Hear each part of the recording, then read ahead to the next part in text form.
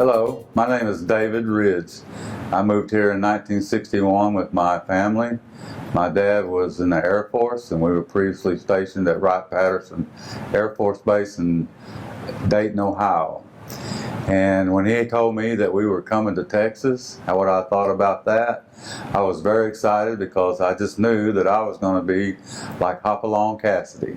Have my own horse, my own gun, my own dog to go with me. And it didn't quite work out like that, but we moved to an area, it's called Rolling Hills now, which is west of CC's Pizza. And we were the first home in that addition. We got our picture in the Herald Banner because we were the first family to live there. So we lived right out in the middle of pasture land and cotton fields.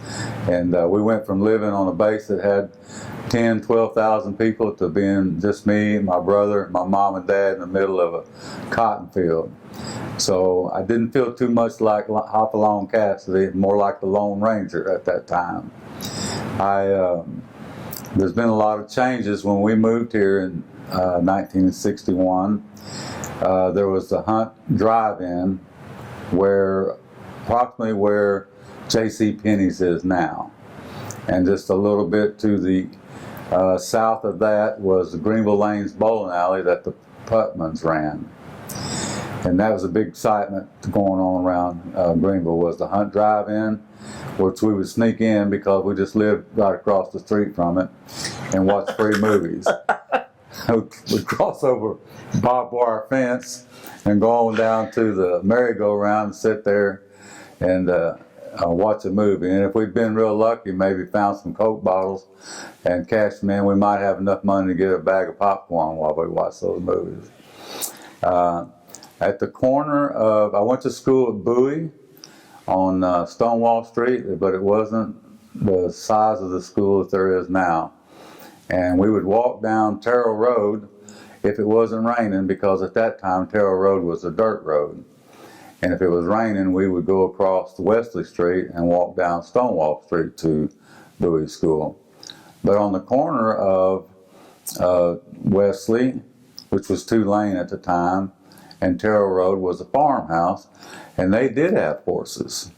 And so we would, sometimes if we were lucky, we'd take maybe a bruised apple or something that wasn't good enough for us to eat, or at least I thought it wasn't good enough. My dad thought we ought to eat everything we had. We didn't waste anything. And we'd feed those horses, and man, I wanted a horse. So I'd tell my dad when we were going to get our horses. And so he built me a stick horse one time, and I rode it all the way to town, and I was just as tired as if I'd have walked there. So I realized I didn't want a horse.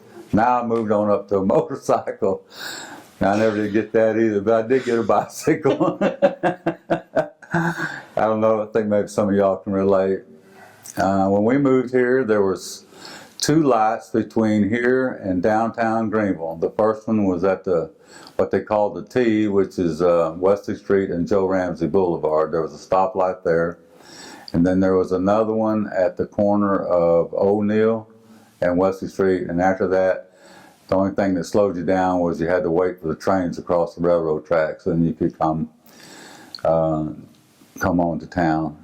A big time on Saturday was when we would come to town, downtown Greenville, which is what most people did on Saturday, and shop and walk around and go in the stores. And sometimes Mom would actually buy something. Most time we just come to visit because that's what people did. They'd get together in town and go to Big State Drug, had ice cream and a bar you could sit around and have a Coke or maybe a hamburger.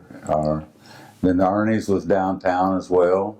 And that was, I think back then you could get an Ernie burger and a Coke for 60 cents. You go out to Ernie's now and that Ernie burger and Coke's $9.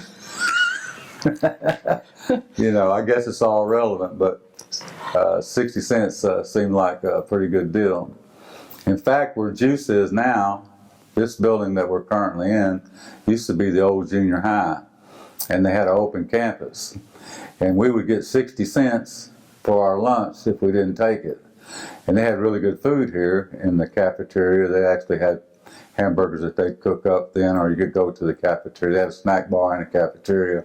But it was also open campus, which I don't know if the kids probably not aware of that. So we, when the bell rang, we'd make a dash to the street and we'd run to town and have our lunch down there at Big State Drug. We could buy sandwiches out of the machine, or we could run over to Ernie's and get that barbecue sandwich and fries and a Coke for 60 cents. But one day I'd have to not eat anything because I only got 50 cents. So I'd have to not eat anything. So I had a little change to go with those 2 quarters I got the next day to be able to go to town and eat. This first year we were here, out on Sockville Boulevard, right now it's where they take all the wood chips and various other things. There used to be a park called Bill Betts Little League Baseball Park. And that's where I have my fondest memories. We would, in the summertime, I remember the first time we went, we sat parked along Sockville watching some kids play, and my dad asked me if I'd like to play baseball next year. I mean, they had uniforms.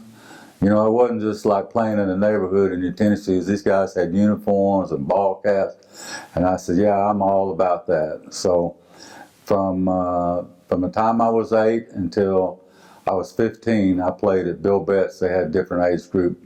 And that's some of the best memories I had. And the most famous person I ever met was a man by the name of Monty Stratton, who came to one of our first games and threw out the first pitch. And I had seen the movie that had a man named Gary Cooper who played Monty Stratton. So he was my hero, and that was a big thing to get to meet Monty Stratton and have him throw out the first pitch. Hi, I'm Katy Ridge, and this is my hometown story. I actually came to Greenville in the early 90s, and the first thing that I did when I got here was got a job at Two Senoritas when it was up on Wesley Street. I was coming here to go to college at East Texas State University, and so I like to tell everybody that everybody in Hunt County put me through college. I worked for tips, and that's how I paid for my college. I never had any debt. When I graduated in 1996, I graduated completely debt-free because of the people of Hunt County and of Greenville, Texas. So I want to thank everybody for that. And now I'm putting my all of those degrees that I have accrued to really good use at Cornerstone Insurance here in Greenville. So thank you very much.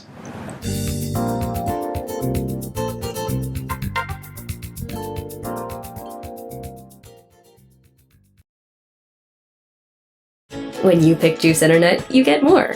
More quality service with free same-day installation.